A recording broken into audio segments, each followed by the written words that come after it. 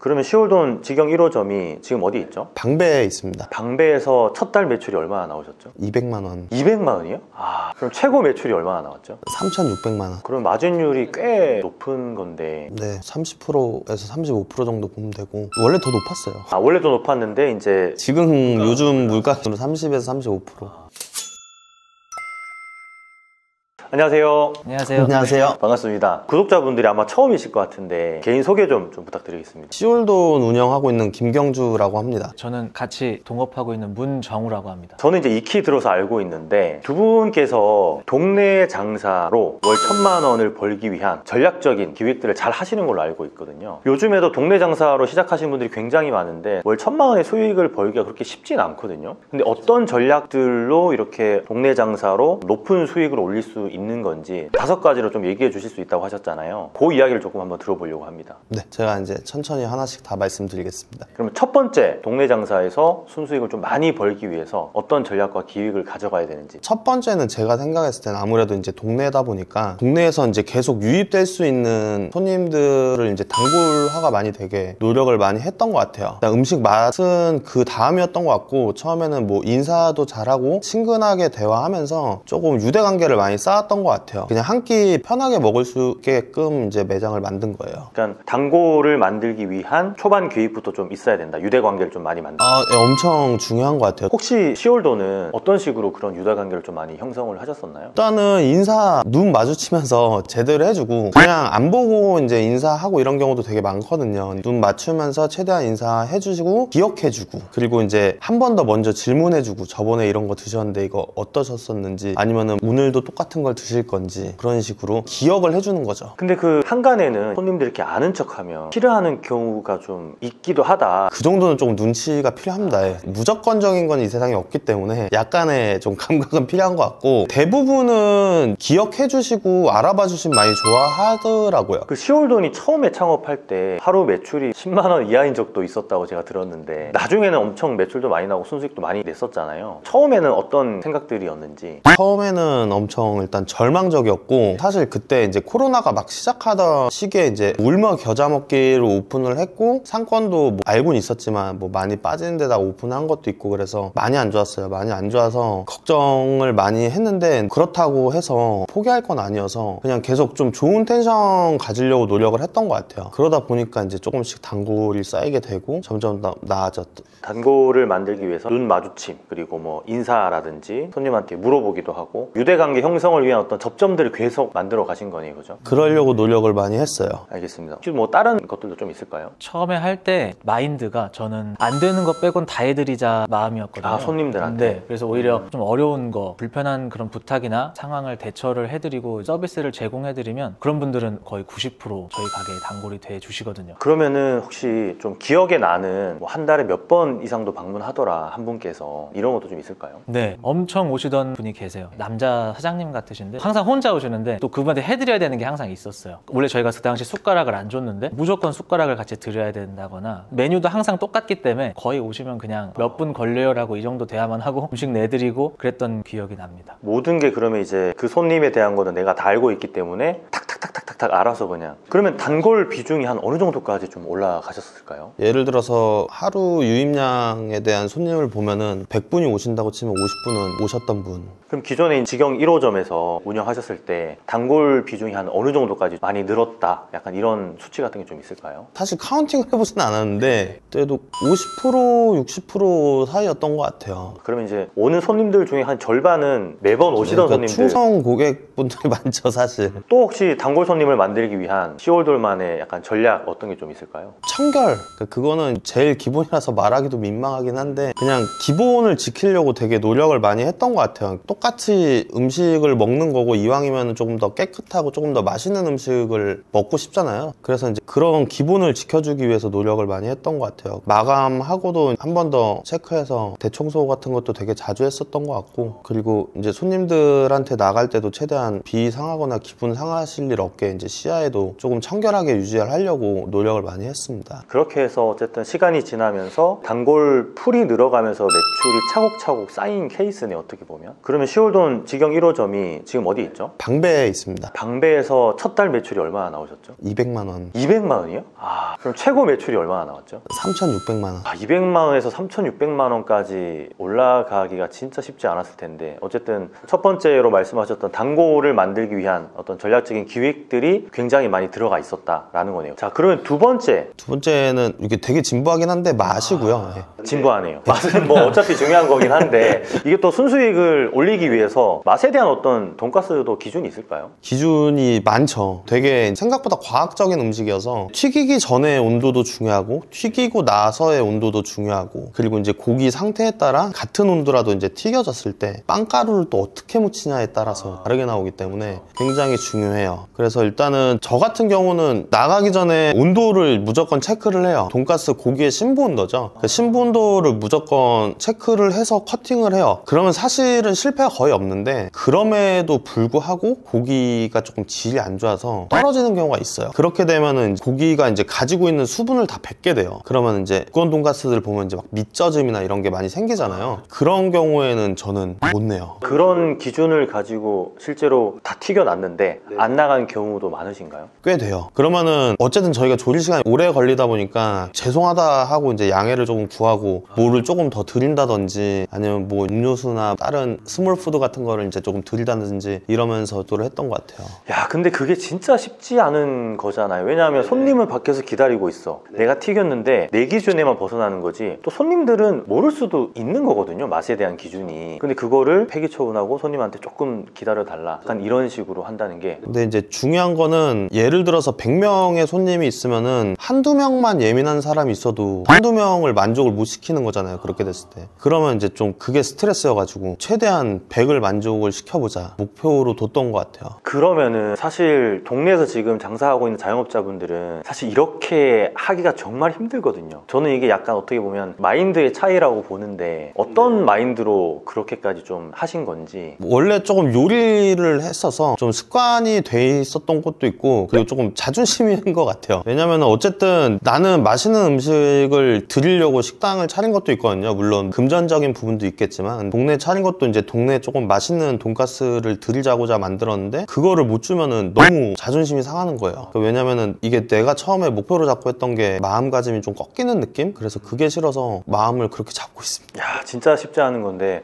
그럼 어쨌든 대표님께서는 두 번째로 말씀하셨던 게 이제 맛인데, 그게 내 기준에 맞지 않는 음식은 절대 내지 않는 거. 그 실제 사례들 좀 말씀해 주셨는데, 대표님도 어떻게 보면 맛에 대한 기준이 있으실 거잖아요. 어떤 사례들이 있을까요? 아무래도 이제 저희 같은 돈가스가 제일 이슈되는 게 익힘이거든요. 저희가 이렇게 되게 지금도 점주님들이 많이 말씀하시고 저희도 영업 중에도 항상 느끼는 거지만, 익힘 정도 소비자들이 어떻게 받아들이냐가 가장 그거였던 것 같아요. 그거를 맛있게 즐겨주시는 분도 계시지만, 누군가는 분명히 이제 덜 익었다, 빨갛다, 이런 게 의견이 있거든요. 그런 부분에서 저희는 이제 이 정도가 저희 기준에 맛있는 최상의 상태인데, 소비자분들이 그걸 또 원치 않을 때 그런 걸 이제 조율을 할 때가 돈가스 종목의 가장 힘든 부분인 것 같아요. 저희는 특히나 이제 커팅을 안 하고 포장을 해드리거든요. 포장 같은 경우에 이제 이게 말라버리니까, 근데 모르시니까 가져갔다가 집에서 커팅을 했는데 핑크색이다, 이런 경우에 가져오시면 설명도 드리지만, 저희가 봤을 때는 100% 문제가 없다 판단을 해도 그래도 원하시면 대신 이제 양해를 구하고, 좀 더 튀겼을 때는 조금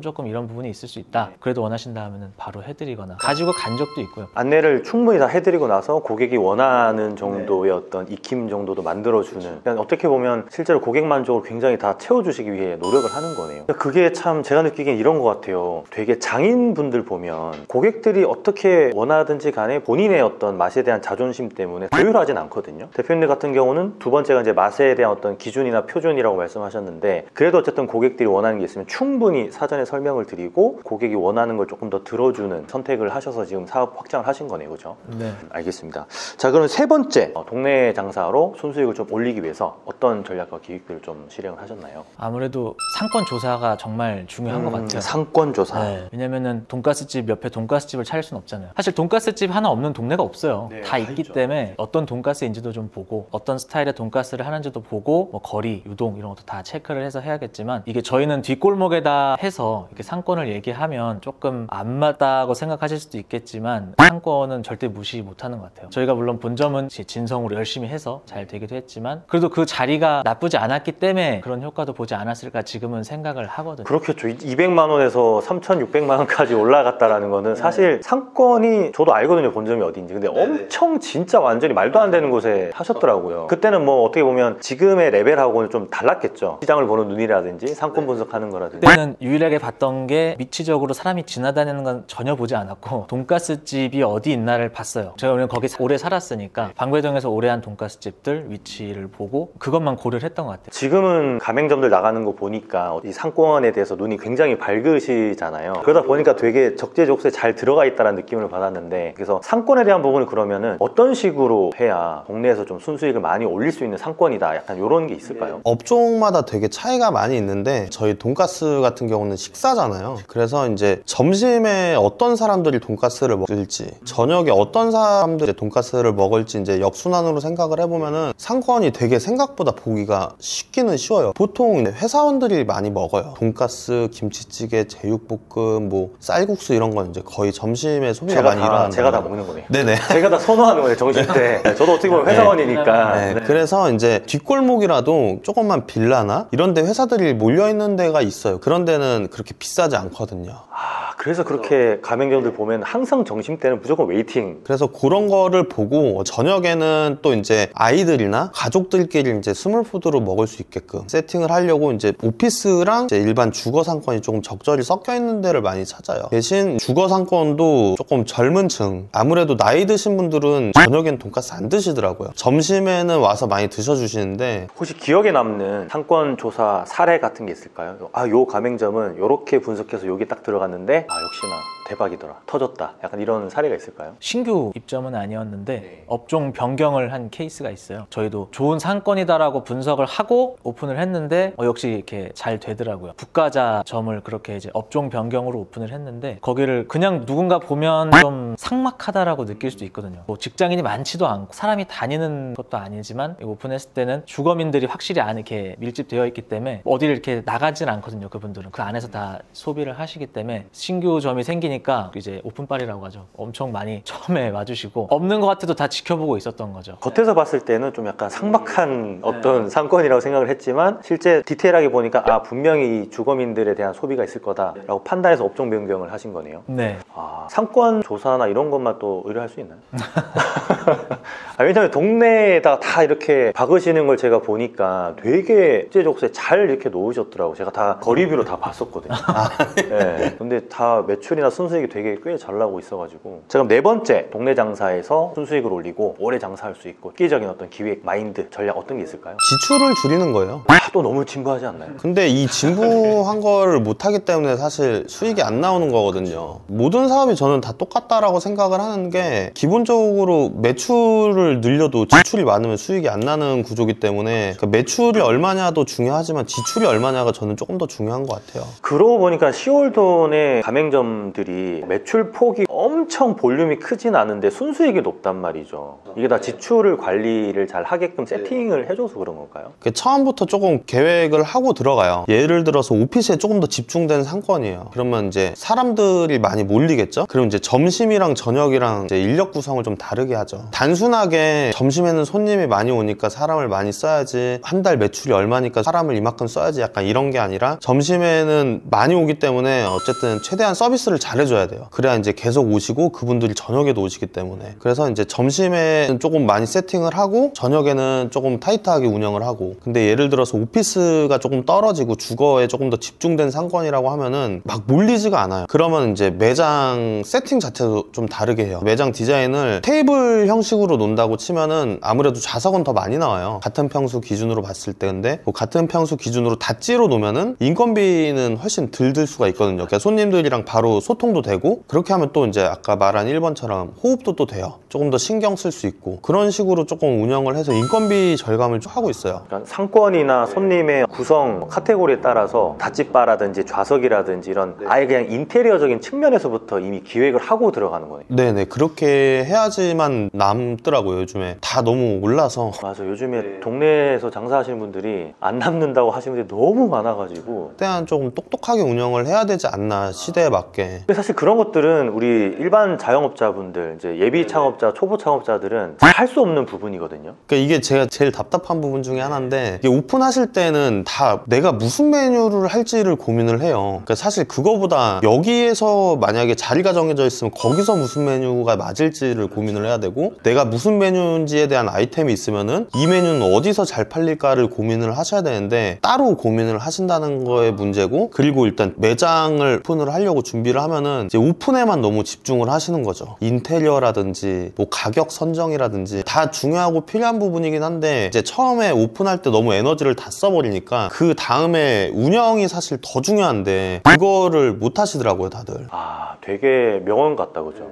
왜냐면 오픈할 때 모든 본인의 에너지를 다 쏟아붓고 나니까 운영할 때는 사실 정작 들어가야 될 노동력이나 어떤 아이디어나 생각들이 좀 들어가지 못하는 부분. 책 같은 거 읽으면 뭐 2080 이런 법칙이 나오잖아요. 그러니까 20% 집중하고 80% 집중하는. 저는 사실 오픈이 20%, 운영이 80%로 봐요. 아, 근데 대부분은 8대2 거의 정도. 99대 1. 9대1 정도로. 그래서 처음부터 어떤 인건비라든지 비용적인 부분을 아예 디자인해가지고 인테리어든 뭐든지 다 세팅을 하는구나. 아, 참 되게 좋은 얘기 같아요. 자, 그러면 이제 마지막 5번째, 동네 장사에서 우리가 마진을 많이 가져가고 어떤 식으로 좀 장사를 해야 좀 살아남을 수 있는지. 제일 요즘 가장 중요한 거는 마케팅인 것 같습니다. 마케팅을 다들 하긴 한다고들 말씀하시거든요, 사장님들이. 다 하죠. 다 하는데 이 마케팅 시장도 엄청 성장하니까 계속 바뀌어요. 뭐 네이버만 했으면 됐던 시절이 있었고, 어느 순간은 페이스북이었고, 어느 순간은 뭐 인스타, 뭐 유튜브, 계속적으로 변화하는데 지금은 모든 걸 다 종합적으로 좀 접근을 해야 되는 시기인 것 같고, 광고는 약간 간판 같은 거라 생각을 해요. 지금 시대에서는 우리가 예전에 간판 달고 간판 보고 들어오듯이 지금은 이제 광고를 보고 사실 오시거든요. 특히나 저희 같은 뒷골목에 있는 집들은. 그래서 광고를 전략적으로 하셔야 됩니다. 저희도 대표님들이 연락을 많이 주세요. 광고 전화를 뭐 받았는데 해야 되냐 말아야 되냐. 근데 우선 저는 그런 것보다는 최대한 돈 절약하면서 효율적으로 광고할 수 있는 쪽으로 많이 설명을 드리고, 채널도 다양한 채널을 복합적으로 좀 계속적으로 노출해줘야 찾아오는 빈도수가 늘어나고, 한번 먹으신 분들은 그냥 또 오시거든요. 맛이 있기 때문에. 시월동 같은 경우는 광고를 좀 구체적으로 어떤 식으로 진행을 하나요? 저희가 일단 기본적으로 네이버 세팅을 다 시작할 때 하고요. 그리고 이제 여러 가지 뭐 키워드라든가 그런 것들은 저희가 이제 세팅해놓고 점주분들은 거기다 충전만 하면 저희가 광고 되길 수 있게끔. 그러니까 이제 점주님들은 그냥 비즈머니만 충전해 놓으면 알아서 빠져나가게끔 세팅까지 다 해준다는 네네네네. 거죠. 그건 되게 편하겠네요, 점주님들. 왜냐면은 할 줄 일단 모르시고 거기에 에너지를 쓰면 매장 운영에 그만큼 또 집중할 수 없다고 저희는 판단을 하기 때문에, 저희야 오래 장사를 했으니까 뭐 그럴 수 있지만 처음 장사를 하시는 분들이 대다수잖아요. 최대한 업무에만 집중하실 수 있게 광고는 저희한테 맡기고 저희가 뒤에서 진행을 해드리고, 최대한. 그리고 네이버뿐만이 아니라 뭐 인스타라든지 여러 가지 채널을 지금은 종합적으로 광고를 좀 제공을 해드리고 있습니다. 그럼 시월동 같은 경우는 이제 월 1,000만 원 정도 수익을 내려면 한 매출 볼륨이 한 어느 정도 나오면 가능한가요?